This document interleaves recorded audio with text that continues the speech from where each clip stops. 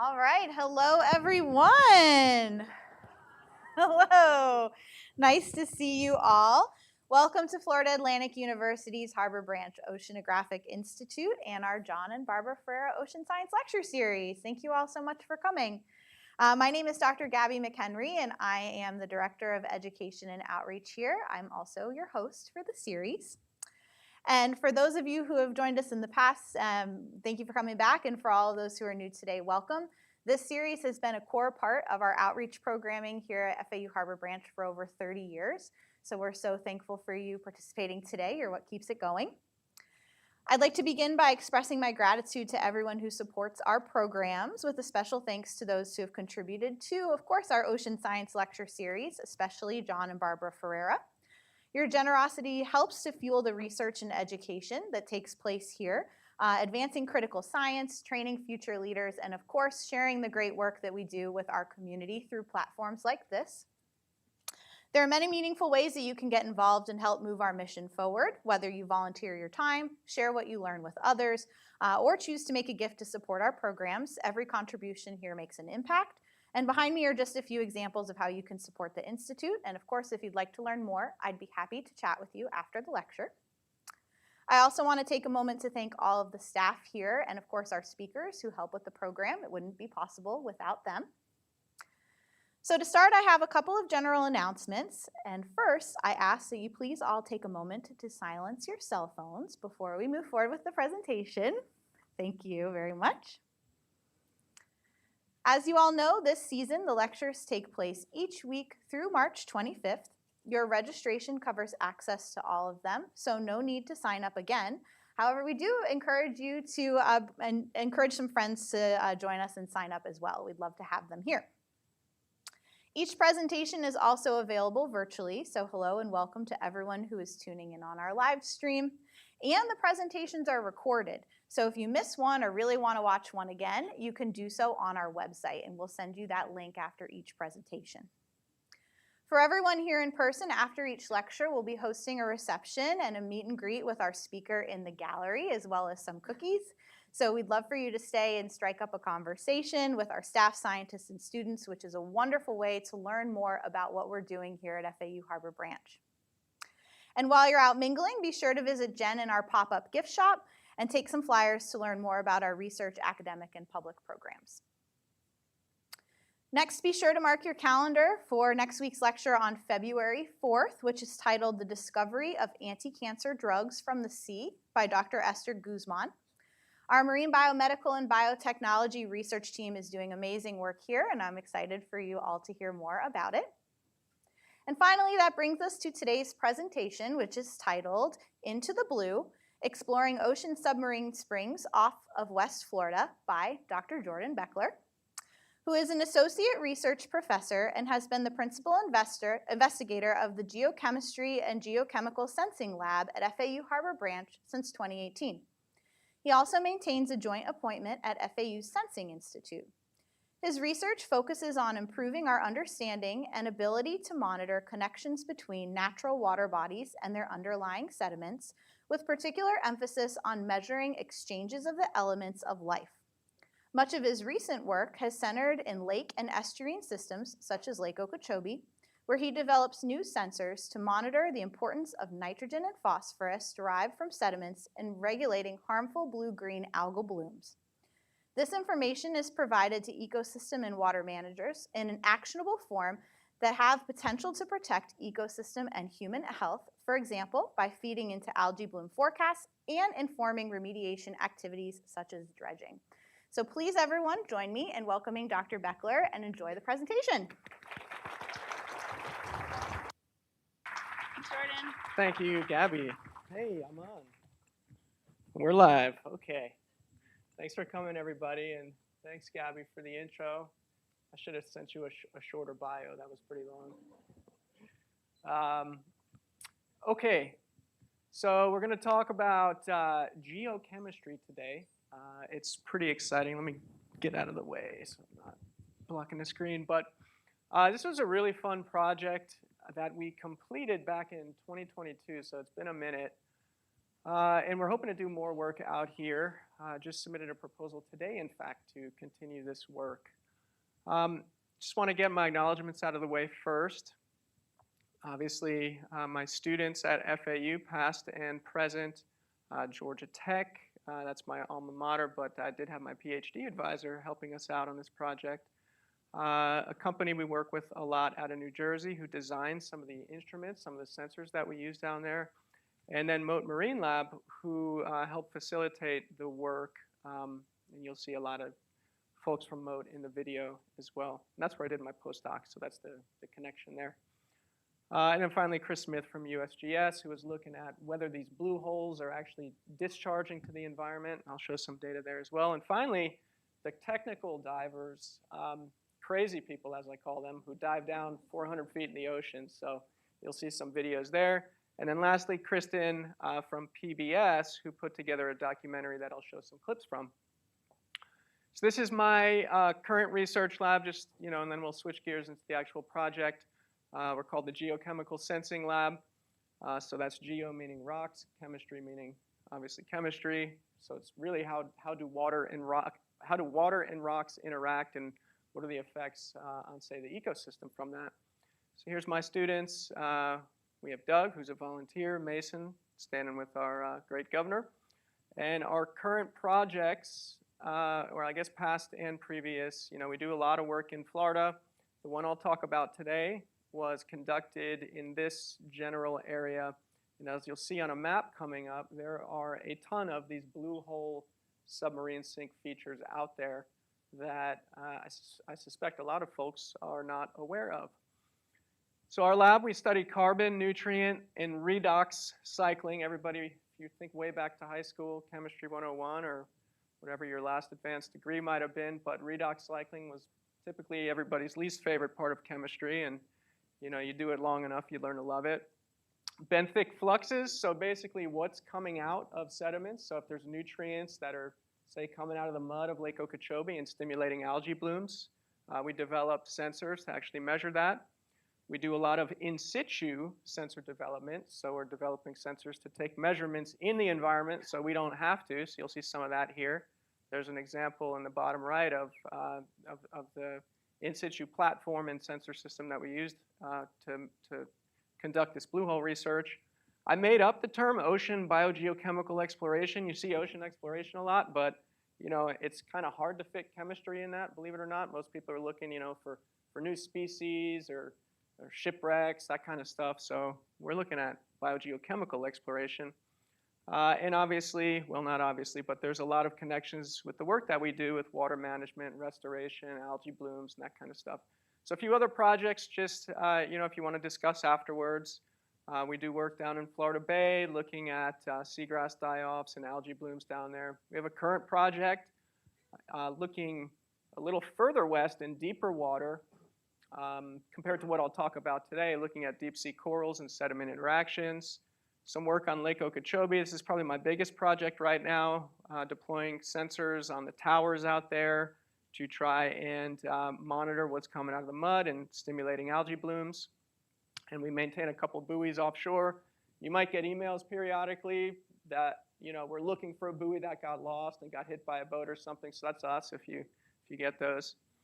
So I got to talk a little bit about, and I'm not going to get too into the weeds here because I don't want everyone to go to sleep, but this is how I think about sediment and water systems, right, in the redox chemistry sense. Redox has the word oxygen right on the tail end of it. What we're really talking about is a nice healthy system.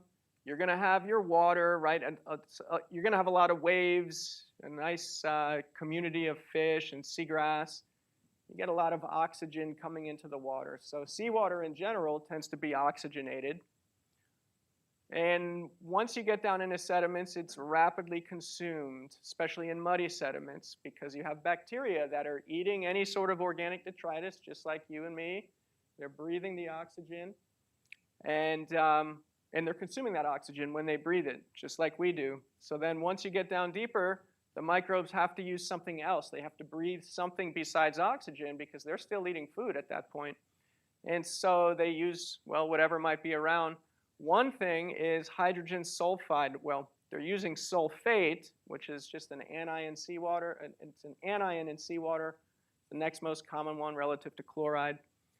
And the product of them, basically what they're exhaling is hydrogen sulfide. Everybody know what hydrogen sulfide is, right? It's that rotten egg smell. And so that's why sediments stink.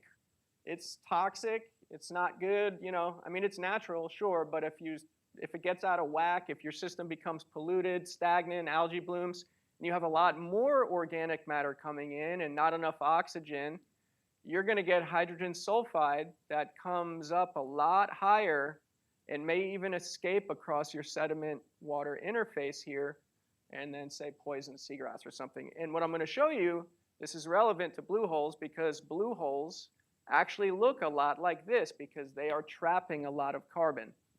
Now, what am I talking about blue holes? How many of y'all have seen pictures like this, right?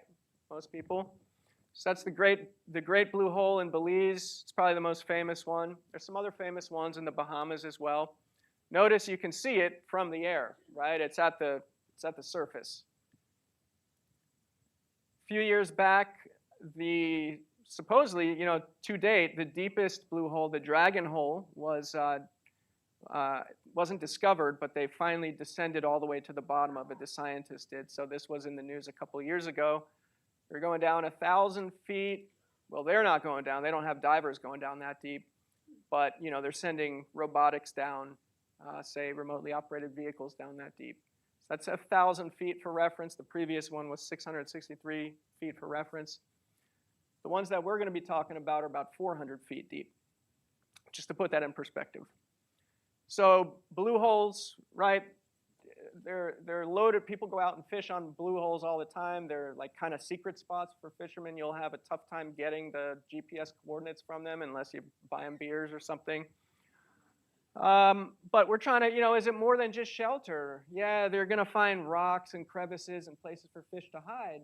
But is it perhaps there's something to the chemistry that's causing fish to aggregate and just the ecosystem to really bloom there?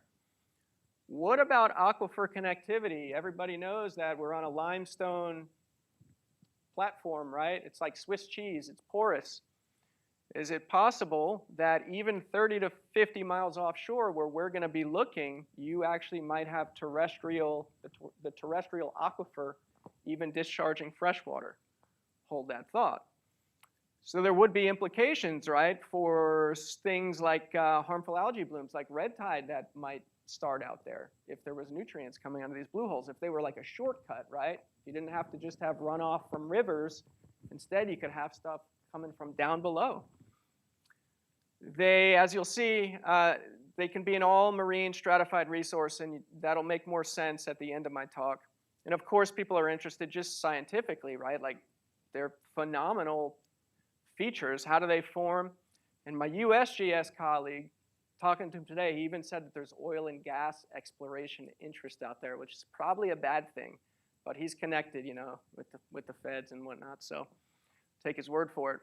Now, I'm not the first person at Harbor Branch to actually look at blue holes. Turns out John, Reed, Shirley, and Amy, who's still here, Amy, right, is still, John and Shirley recently retired. But turns out they studied blue holes using the Harbor Branch submersibles back in, the paper was from 2005, so they probably did it a few years before that. They were looking down in the Straits of Florida, just south of the Florida Reef Tract. So they had the ROV for that. If you look at the depths, see these are kind of like the horizontal profiles, and you can kind of see where the hole would be, right, starting at 300 meters or so. So these are pretty deep. Definitely need an ROV to get down there. And that's, you know, certainly not a place you're going to have divers because the currents really rip through there. We don't even like deploying autonomous instruments down there because of how fast the Gulf Stream or the loop current kind of run through there. But you could see they saw a whole bunch of cool corals and features, right? They're ecological hotspots. So the ones we're talking about in the Gulf of Mexico, these were really pioneered, I guess, by the technical diving community. These are people, you know, the same divers that dive in the springs in North Florida, same community. Spent a lot of time hanging out with them, really cool people. You see, back in 1993, they were looking at Green Banana Spring, which I'll talk about today.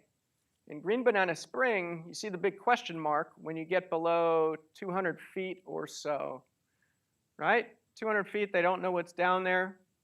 This is from, well, it's from a colleague, Jim Coulter, who's a scientist at Mote, who really actually, you know, this was his hobby on the side, technical diving, so he kind of combined his two interests. 1 year later, also published in Underwater Speleology, Green Banana Sink, look, they went down deeper. They figured out what was down below there. They finally hit the bottom, 425 feet, so about 105 meters or so. Notice the big warning, right? Advanced technical dive, obtain proper training and equipment. So yeah, you're going down about 3 times the depth as a normal, what a deep dive would be considered. So when our divers go down there, they're getting 10 minutes of bottom time, and then they have to decompress for 3 hours on the way up. And there's plenty of sketchy fishing lines as well, so it's easy to get wrapped up. It's, you know, again, crazy people. Locations, again, this is courtesy from Jim Coulter at Mote, who spent, you know, a vast part of his adulthood really kind of, I'm sure, exploring a lot of these different sites. These are all of the known blue holes, at least in the West Florida shelf, and then not sure why he has a couple up here, because there are more up here as well. So we're going to look at Amberjack Hole, AJ, and Green Banana, GB, off here, you know, 35 to 45 miles offshore, and in about that same range of water depth, 35 to 45 meters deep, to where they open up, but then they go down, you know, another 80 meters below that. And you can't see them. They're not like the ones in Belize and the Bahamas. You can't see them from the air, right? So you don't even know they're there. Like, there could be a lot more than these because we haven't conducted comprehensive mapping of the West Florida shelf. But there's plans to do that probably in about 10 years. We'll have a complete map of, say, where all these features might be.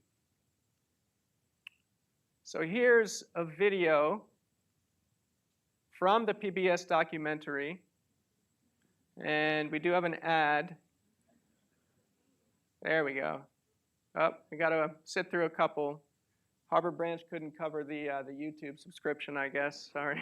We need more donations. Florida, reports of large gatherings of fish in the Gulf of Mexico piqued the interest of divers.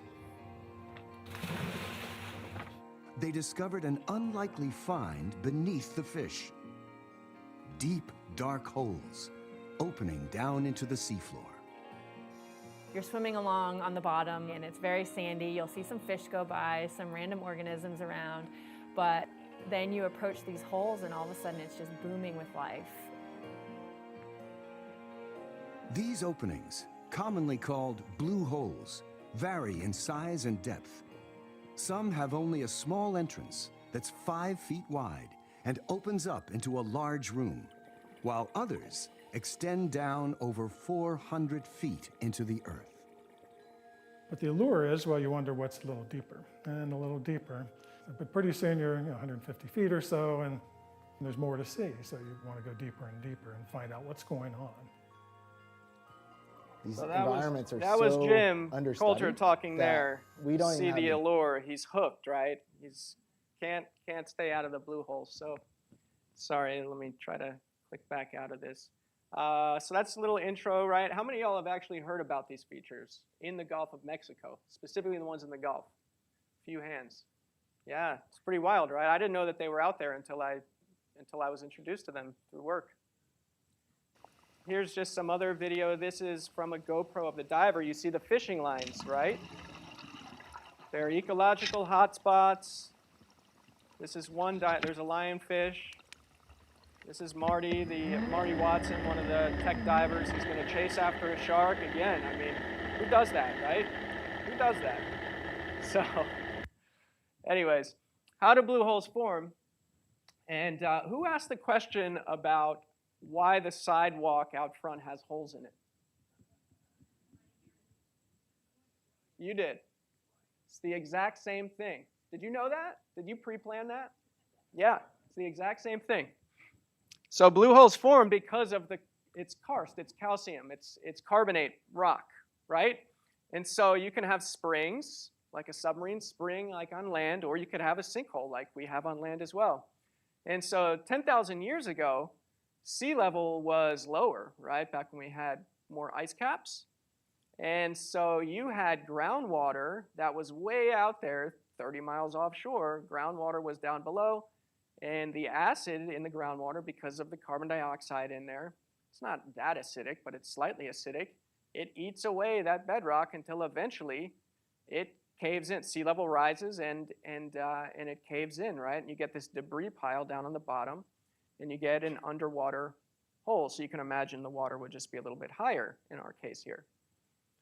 On the other hand, if you have this hydraulic head, right, on land, you have a higher hydraulic head, water's gonna come out and eventually kind of force its way through that Swiss cheese aquifer. And again, you're gonna slowly dissolve that limestone rock, and now you might have water actually escaping via springs. So it's really two different processes, two different types of holes, but the exact same thing as what's happening with the sidewalk. I don't know why it forms in those tiny little quarter-sized spots, but that's the chemistry behind it at least.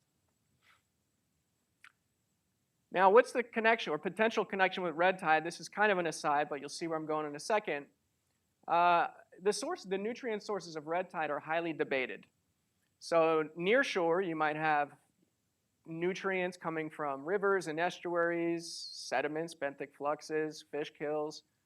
But people tend to think, or at least the previous paradigm, although this may be shifting a bit, folks used to think that the blooms started offshore and at depth in the bottom waters, and they would be transported near shore when currents would take them near shore. And out there, you might have upwelling of deep, nutrient-rich water or connections to other organisms and dust. But blue holes actually fit right into this perfect little spot where you're in the offshore, in between the offshore and the coastal regime. They're in the bottom. They're 40 miles offshore. That's literally exactly where people think red tide blooms start.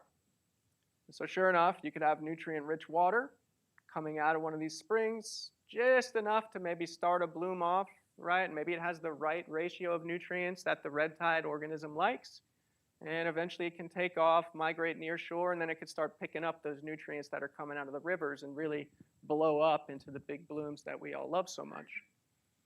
So here's our two blue holes next to each other, the ones we're going to be exploring. Green banana and an AJ hole. Here's, this one's a little shallower, 35 meters, the opening. This one's 43 meters. Green banana is a lot skinnier, kind of this hourglass shape. This constriction right here actually makes for logistical challenges. AJ hole, it's perfectly cylindrical, it's a perfect circle from above. Both of them have this debris pile down here where just, dead fish, dead plankton, fish poop, all that stuff just accumulates down here. Now, AJ hole looks like a sinkhole.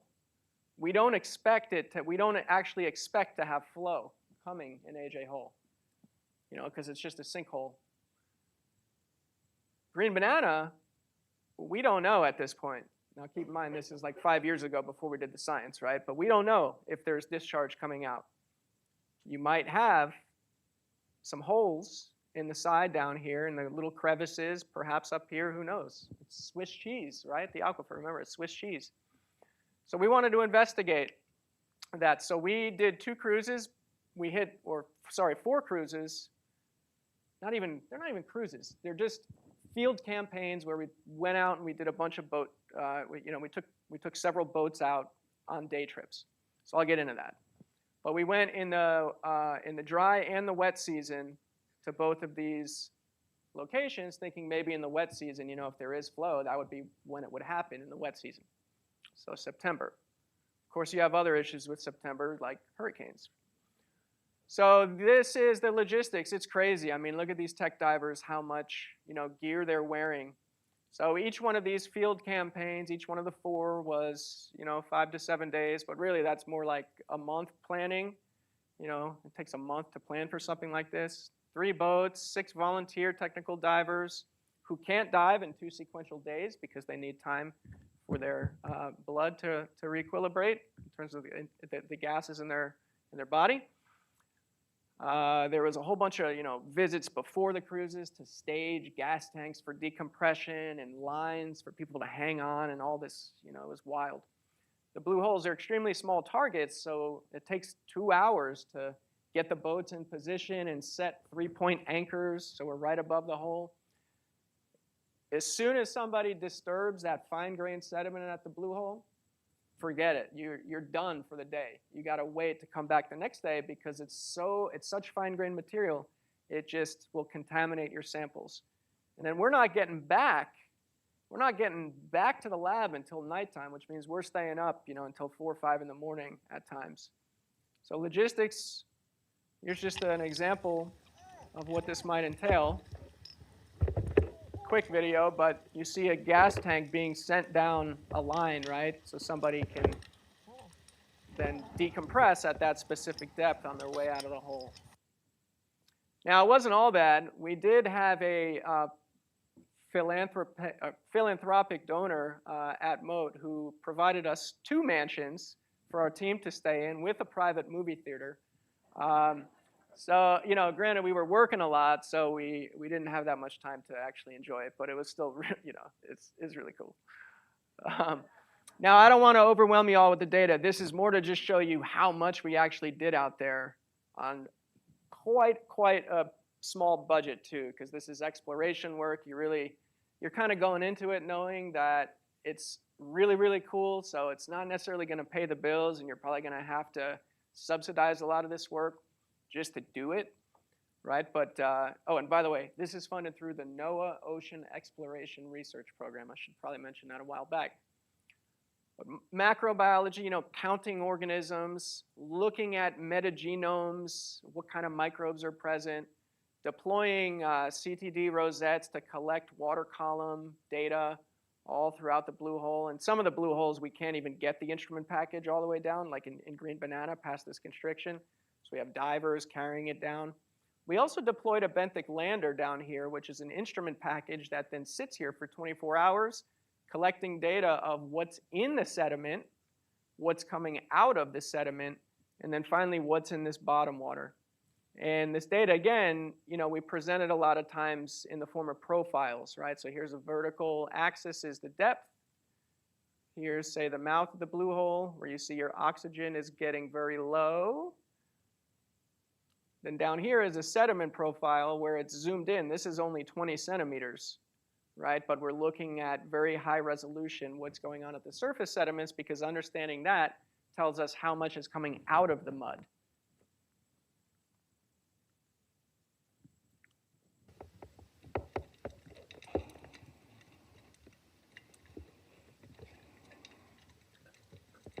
This is divers collecting a water sample. You can imagine they have all this stuff strapped to them. Probably have 2 or 3 of those bottles strapped to them, sediment cores that they're trying to hold. Yeah, it's unbelievable. And of course, they got to set their stuff down. And so look at the cloud that just came up, right? That sample that he just collected ended up being contaminated. We had to collect it again the following day.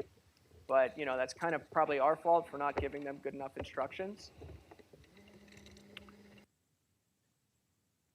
Here's another video. Oh, we got an ad. This is the PBS documentary, so they're making money right now, so that's a good thing. Oops. Oh, I just fast forwarded. Whoops. Sorry. I accidentally clicked something. It's a pretty small target. When you think about waves and things like that moving a ship around, the ship isn't really able to get the lander down there. Since Amberjack Hole's diameter is only 75 feet, divers must guide the lander into the hole. The lander weighs 400 or 500 pounds. So this thing sinks fast to the seafloor. We added flotation foam to it to make it completely neutrally buoyant so that the divers could physically maneuver it underwater and get it down into the hole. That's something new that we had never tried before, so we're a little bit anxious about it. See if it's gonna work. Technical divers can only stay at a depth of 300 feet for a short period of time, whereas the lander can continuously collect data over a 24-hour period. One component, called a benthic flux chamber, samples nutrients, carbon, and oxygen that transfer or flux in and out of the sediment.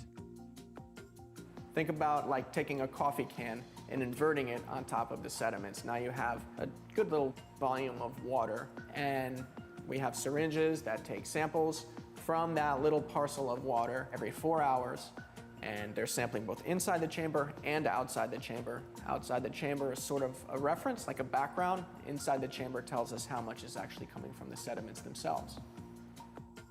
And then also we have this electrochemical analyzer, we call it, that we never tried before, so we're a little bit anxious. Okay, so that was a bit about the lander. And then we're also collecting sediment cores. Touchdown, did y'all make that out?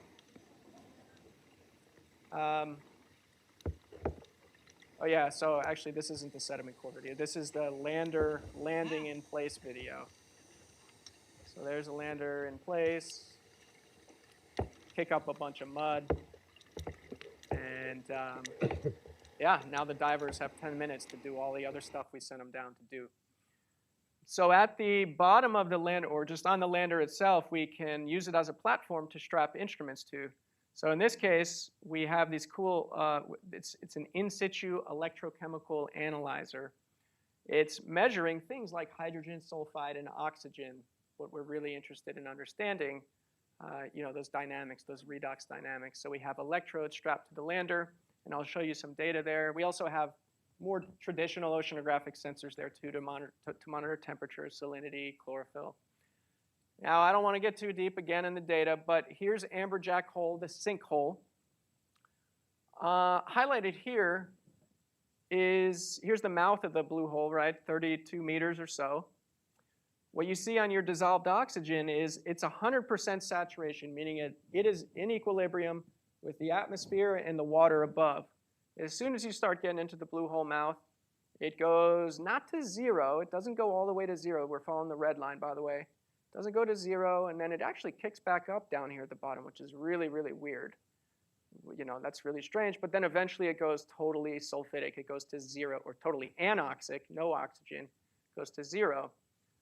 On the pH side, we see the blue hole is a little bit acidic, which means if you have exchanges, which it seems like we do right at this interface, that's why you have this noisy data, you're going to be acidifying the ocean a bit from here.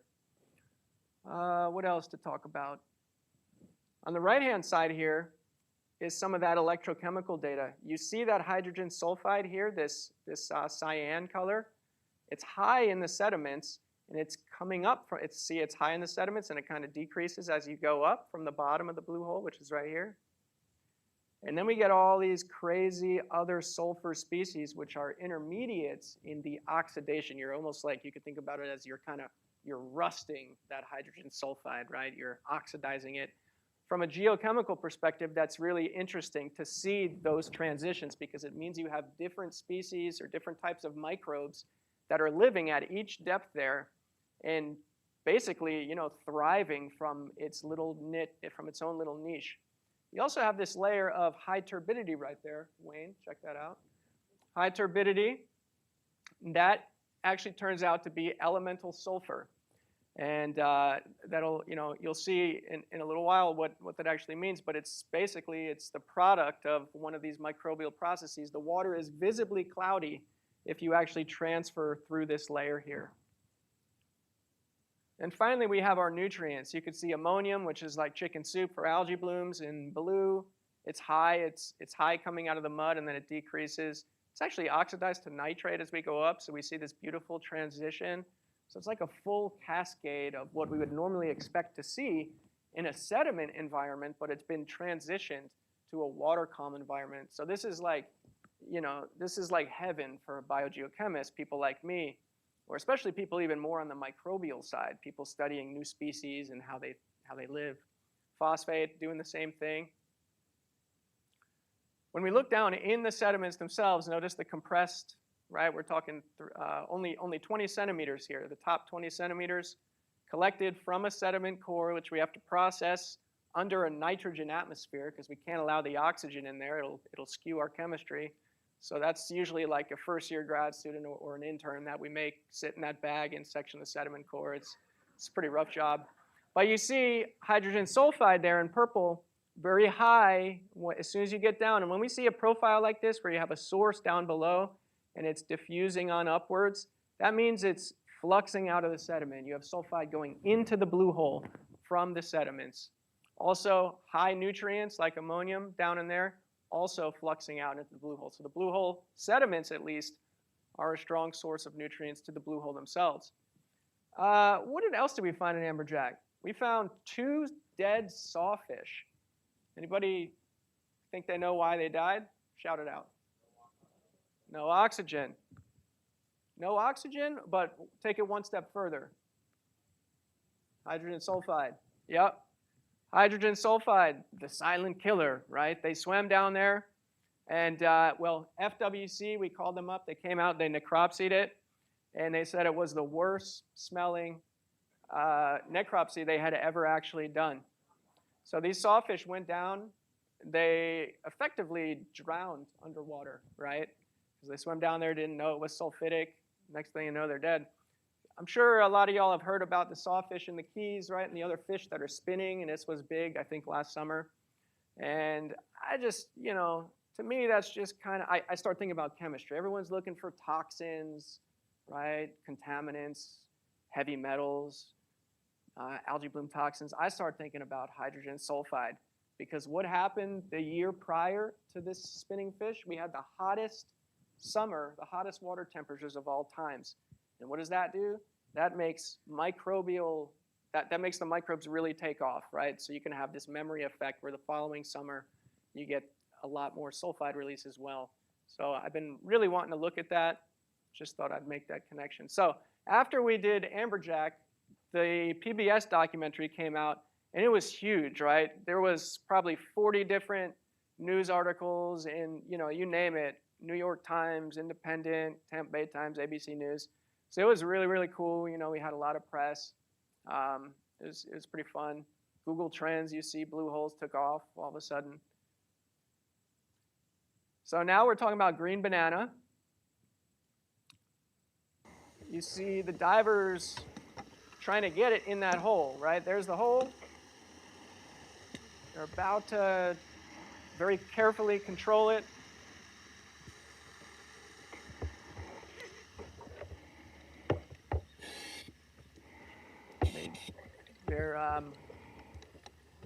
They're adjusting their own buoyancy to slow it down. They're hitting it with their scooters, trying to get it, and you see it just kind of clears the hole. So it's pretty skilled, and the whole time they're of course loaded up, like they're going to war or something. Okay, so green banana, looking at the water column, and I apologize, it's not.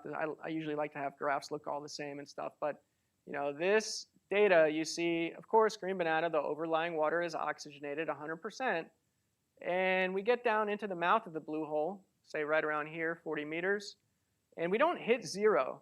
See, 0 is along this axis. We hit this kind of red line about 15%. So we didn't ever detect this anoxic. Yes, it was low oxygen. It was hypoxic. It's not going to be great for fish or anything, but it's still not anoxic. We didn't detect any sulfide in green banana, not in the water column at least. Now, we did sample it at noon. That's important, right? We do all of our sampling in the daytime because that's, we're not going to go out there at night.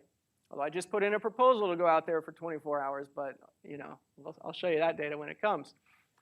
Now, in green banana sediments, though, they do look the same. The sediments are sulfidic. There's your hydrogen sulfide again. And what was interesting was we saw some life, no dead sawfish, but we saw some interesting life. Like those same sulfide oxidizing bacteria that were in the water column about 10 meters off the bottom in amberjack hole. Instead, we found them right on the sediment surface here. So they're living at that interface between where the hydrogen sulfide in the sediments here finally meets oxygen. So right at that interface, that's where those microbes can exploit to actually live. So it's like that whole oxygen sulfide transition just shifted down to the sediment surface in green banana. Saw some snail tracks also. It's a good ice cream flavor name, right? Snail tracks. I'll patent that. Okay. This is, what is this video? Oh yeah, pay attention because you're going to see a snail track. There you go. That's all I wanted to show. Okay. So let's compare these two blue holes now, right? Bringing it back all together. AJ hole, you remember, we had sulfide in the water column itself. Here's that debris the debris pile. It's extremely sulfidic. Instead, you know, it's moderately sulfidic here in the, say, top, or sorry, bottom 10 meters of AJ hole. And then it's hypoxic once you get up here, and then finally oxic at the top. Green banana, during the daytime, it was hypoxic the whole way down. We didn't detect any sulfide until we got down into the sediments themselves. Look how much skinnier green banana is. You're going to expect less circulation with ocean water, right? You can imagine you got ocean water coming in, little waves and kind of mixing, keeping it semi-oxygenated at the top. You're not going to have any mixing here. The only way you could explain this not being sulfidic is if you have some flushing with oxygenated seawater periodically.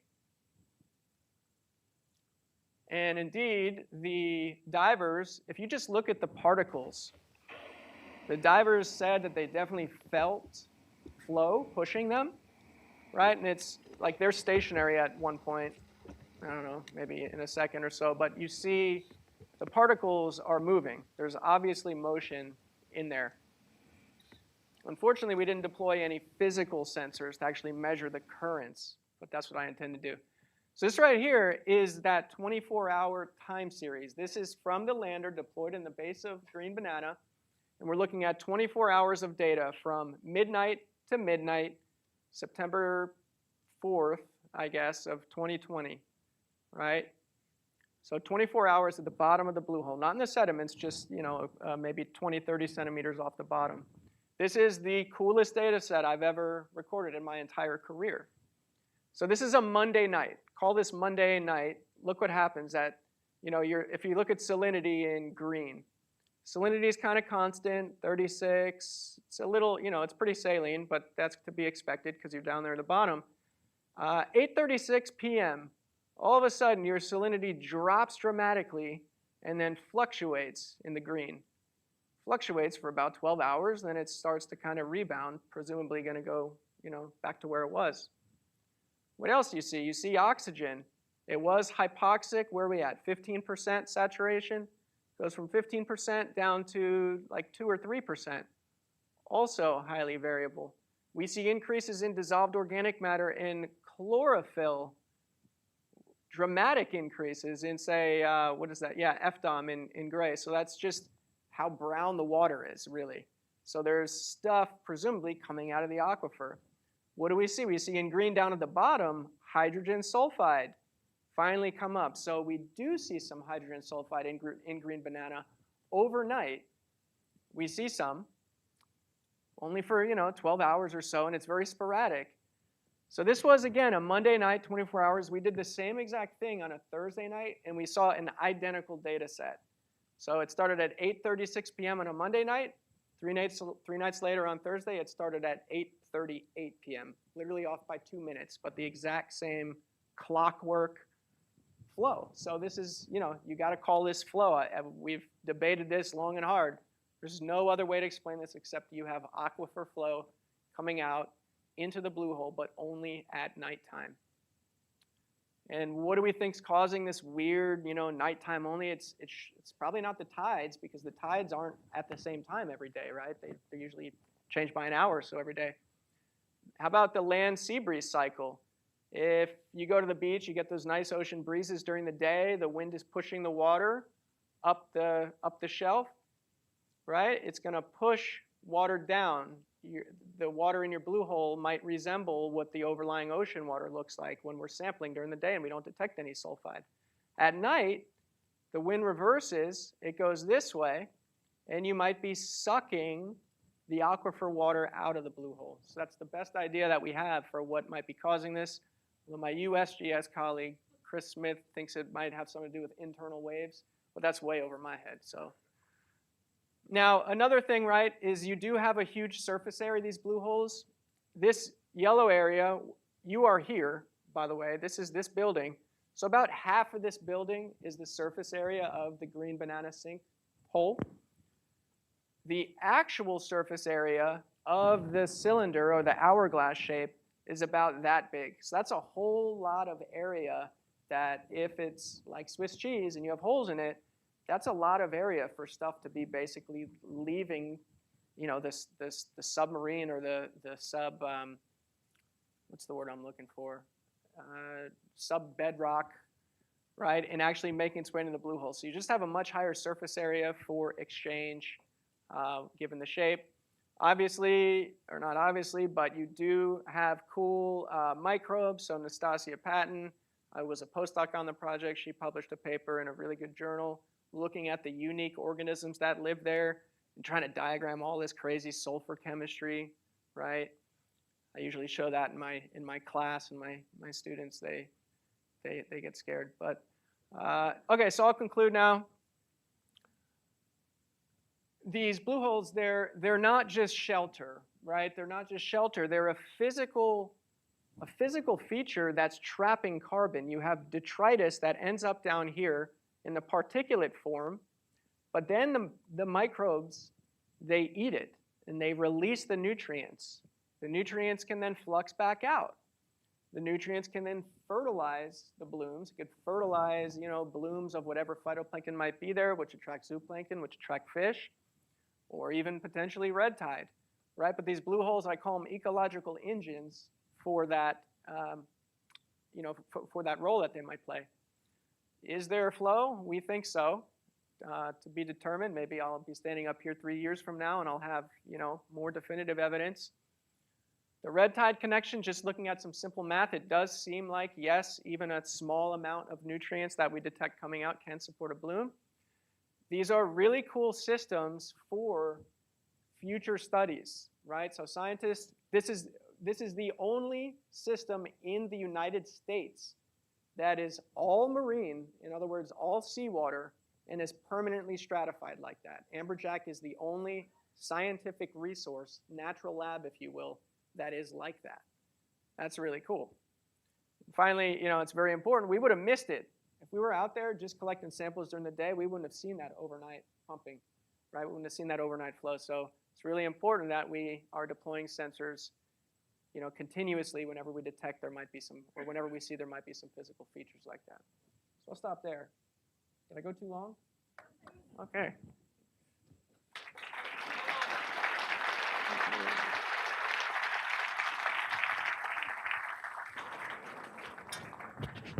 All right, thank you, Jordan. That was excellent. Yeah. Snail tracks, huh? Snail tracks.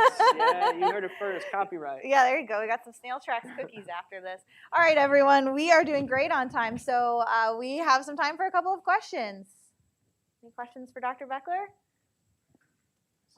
All right, they're in the middle.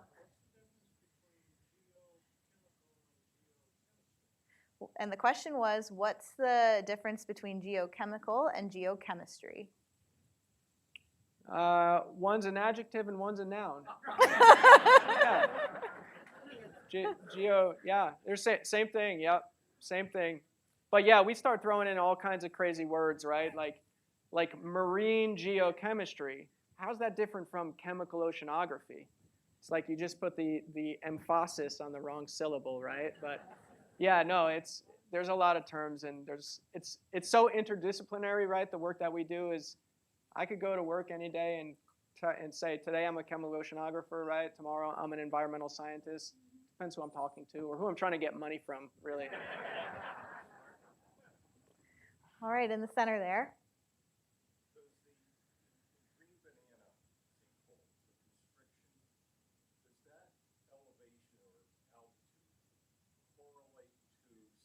level in the Pleistocene, it's about 100 meters to that point from sea level to that. So that's about the drop in sea level in the Pleistocene. Does it correlate? The question was, is there a correlation between the depth and the sea level in the Pleistocene in the Green Banana Spring? To my understanding, now, I'm not an expert on the paleo stuff here, right? I'm not an expert on that, but to my understanding, the blue hole was exposed to land. It was dry. This area of the ocean was dry during the Pleistocene. Does that answer your question? Well, but the constriction seems to be at the same altitude that would be sea level in the Pleistocene, about 100 meters down from where it is today. Oh, you mean the hourglass? Yeah, where the Oh, constricts. yeah. Yeah, oh yeah, I don't know. That's an interesting, yeah, no, that's cool. I never thought about that. Yeah, I never thought specifically like why the hourglass. Yeah, never even wondered that. That was the top of the, Mm-hmm. like there was a floor there that collapsed later. And Yeah. developed into a sinkhole. Yeah, maybe I should talk to my USGS colleague about that. That's really his specialty. Mm-hmm. It's about 100 meters down from the surface today, Mm-hmm. or the sea level surface. Mm-hmm. So it's Cool. kind of in that. Yep. Good idea. Yep. Worth checking out. You're hired. There you go. All right, a question in the back row there.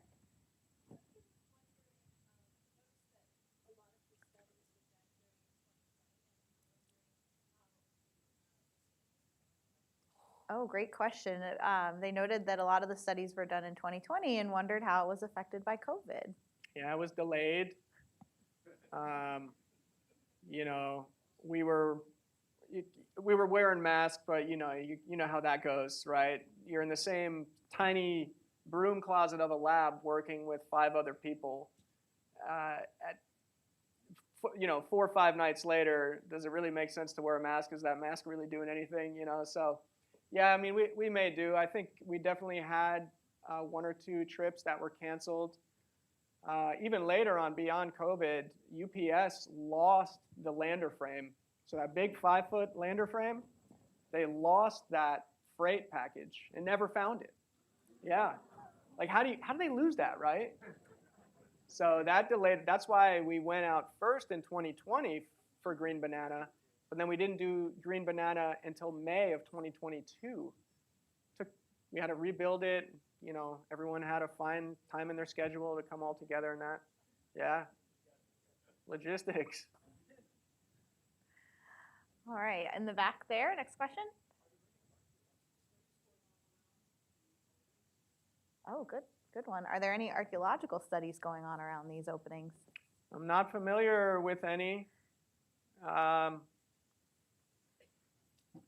Yeah, no, I'm not familiar with any. But yeah,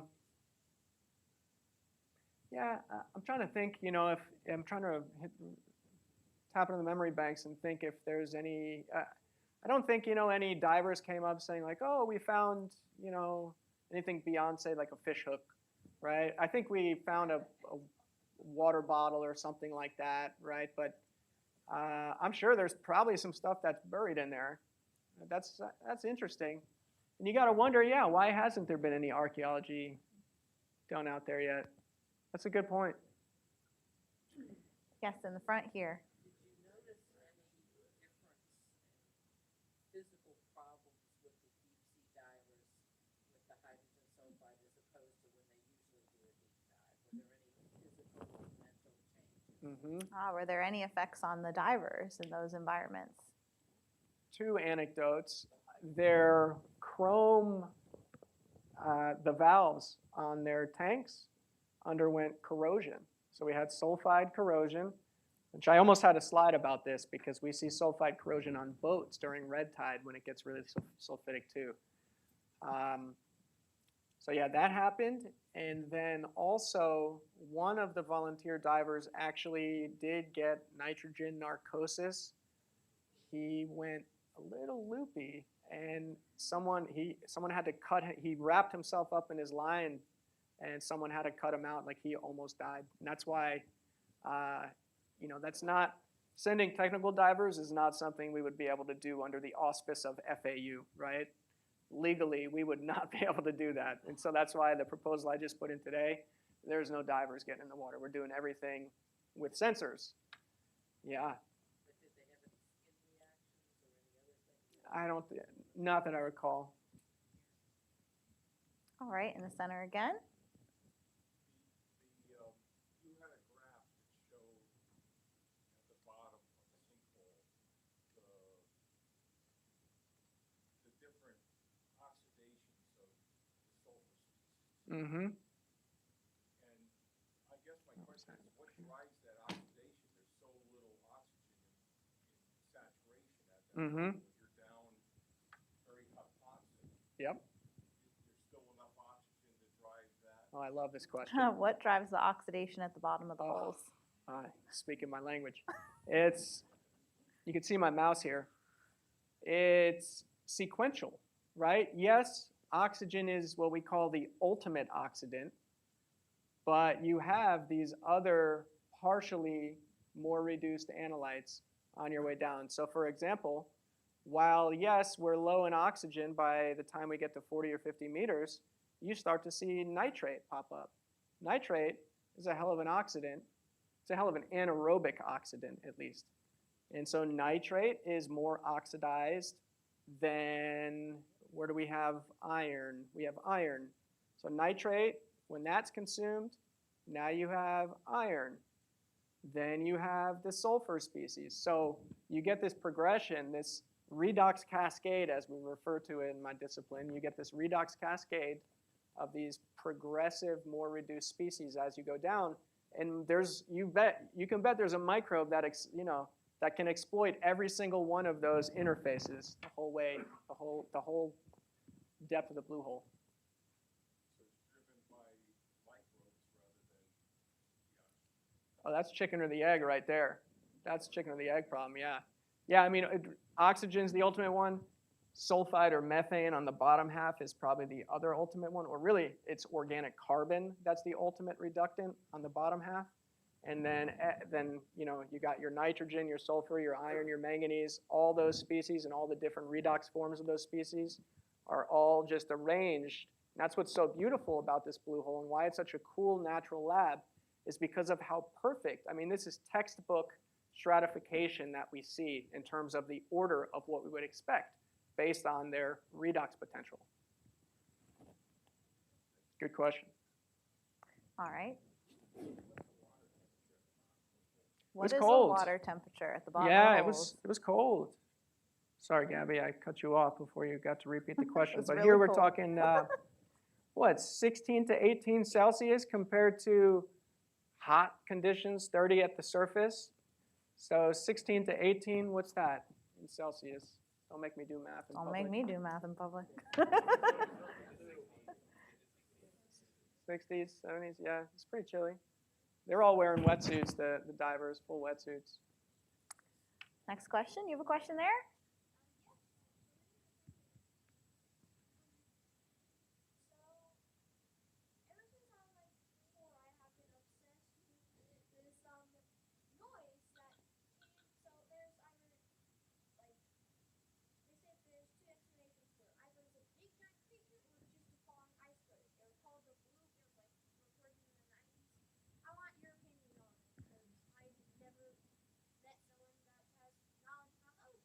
That is a great question and well stated. So the phenomenon, the bloop, was it a monster? Was it a falling iceberg? It was a noise recorded in the 90s. What's the bloop? I never heard of the bloop.